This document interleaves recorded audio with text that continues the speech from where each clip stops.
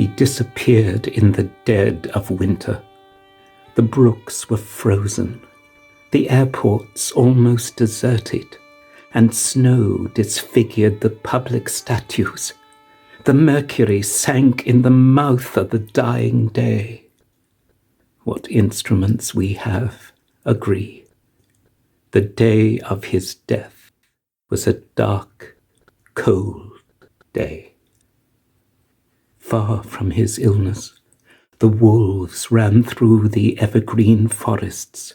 The peasant river was untempted by the fashionable quays. By mourning tongues, the death of the poet was kept from his poems. But for him, it was his last afternoon as himself, an afternoon of nurses and rumours. The provinces of his body revolted. The squares of his mind were empty. Silence invaded the suburbs. The current of his feeling failed. He became his admirers.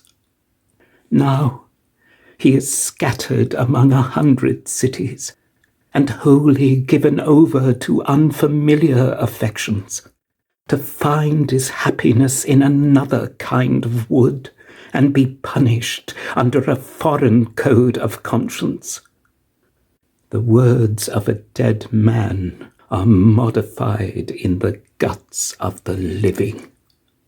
But in the importance and noise of tomorrow, when the brokers are roaring like beasts on the floor of the bourse, and the poor have the sufferings to which they are fairly accustomed, and each in the cell of himself is almost convinced of his freedom, a few thousand will think of this day as a day one thinks of when one did something slightly unusual.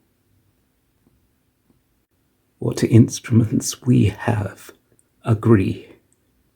The day of his death was a dark, cold day.